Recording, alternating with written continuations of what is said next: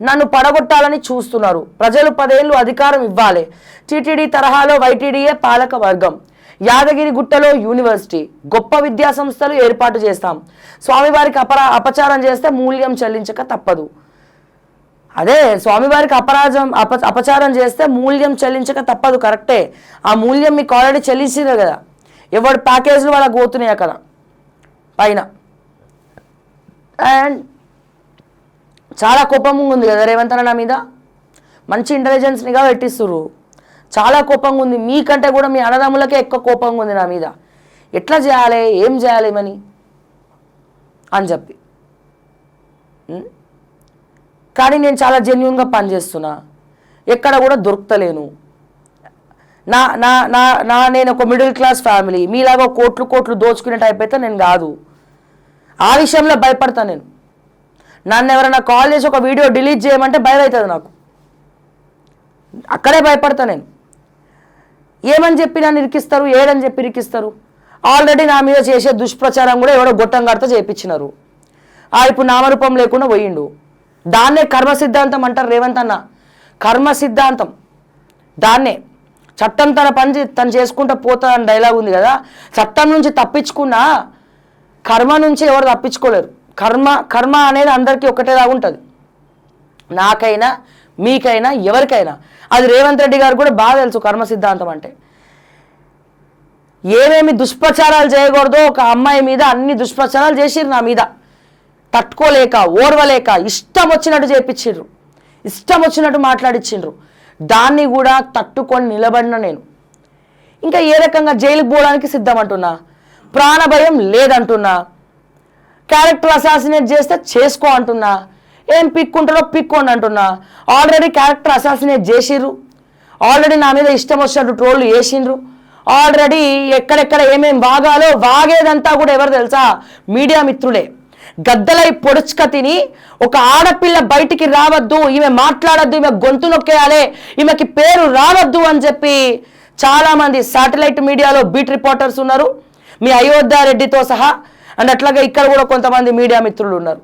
నా వెనకాల గోతులు తవ్వి నన్ను మానసికంగా మెంటల్గా ప్రెషర్ పెట్టించి వెనకాల ఏమేమి వాగాలో అడ్డమైన కూతలన్నీ కూడా వాగుతున్నారు, వాగినారు. ఆల్రెడీ దుష్ప్రచారాలు చేస్తున్నారు నా పైన. అవన్నీ కూడా నేను లెక్క చేయను. ఏమవుతుంది? దాన్ని కూడా తట్టుకొని నిలబడ్డా, ఆఖరికి దాన్ని కూడా తట్టుకొని నిలబడ్డా. ఇంకెక్కడ దొరుకుతా నేను మీకు? ఏ రకంగా దొరుకుతా నేను? నన్ను ఏం చేయగలుగుతారు మీరు?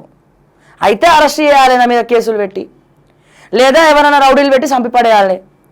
లేదా నేను ఒక అమ్మాయిని కాబట్టి, ఒక అమ్మాయి అంటే ఏం చేస్తారు, పైకి వస్తుంటే ఏమంటారు తెలుసా? ఓ వాళ్ళతో ఉంది వీళ్ళతో ఉందని దుష్ప్రచారం చేపిస్తారు. ఆల్రెడీ చేపించినారు. దానికి కూడా నేను మెంటల్గా ప్రిపేర్ అయి ఉన్నా. ఇక దేనికి భయపడినప్పుడు ఏం చేయగలుగుతారు? ఒక అమ్మాయి మొండి పట్టు పట్టి మొండితనంతో ముందరికి వెళ్తా ఉంటే ఇంకా అంతకన్నా ఏం చేయగలుగుతారు రేవంత్ అన్న? ఏం చేయలేరు. ఎందుకంటే ధైర్యే సాహసే లక్ష్మి. నాకు ధైర్యం ఉంది, మొండితనం ఉన్నది. కానీ ఇంకొకటి మాత్రం చెప్తున్నా డైరెక్ట్గా, ఇంకొవ్వడన్నా నా గురించి ఇష్టం వచ్చినట్టు మాట్లాడితే ఇంటికి వచ్చి తంత. ఇది మాత్రం చెప్తున్నా, దయచేసి వాగేటోళ్ళు జాగ్రత్తగా ఉండండి. ఒక ఆడపిల్లని మళ్ళీ చెప్తున్నా, ఆడపిల్లలే కాపాడుకోవాలి. పోలీసులు రారు, ఎవ్వరు రారమ్మా. ఫస్ట్ మనలోంచి బయటికి రావాల్సింది ఏంది? ధైర్యం. ఆ సిచ్యువేషన్ నుంచి ఎట్లా బయటపడాలనేది ధైర్యం ఉంటేనే మనకు ఆలోచనలు వస్తాయి. మనల్ని మనమే కాపాడుకోవాలా, మనకి మనమే ధైర్యం తెచ్చుకోవాలా. ఎందుకంటే మిగతా అన్ననో నాన్ననో తండ్రో అన్ననో లేకపోతే ఇంకోరో భర్తనో వచ్చే లోపల ఇక్కడ అన్న అయిపోతాయి.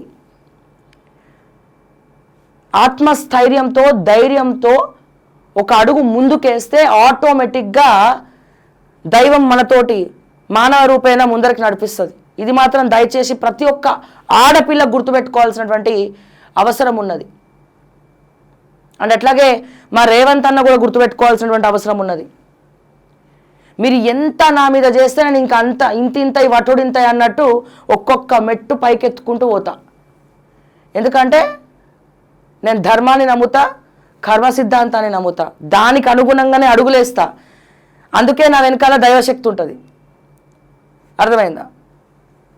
సో ఇది ఒక్కటి గుర్తుపెట్టుకోండి. అండ్ పాపం మీ అన్నదమ్ములు చాలా ఇబ్బంది పడుతున్నట్టున్నారు. ఫహీం ఖురేషి మీ అన్నదమ్ములు ఎట్లా చేయాలి, మనం ఏం చేయాలి, ఎట్లా చేయాలి అని చెప్పి జర పిలిపించుకొని మాట్లాడండి. మీ వాళ్ళని అయోధ్య రెడ్డిని వాళ్ళని పిలిపించుకొని మాట్లాడండి.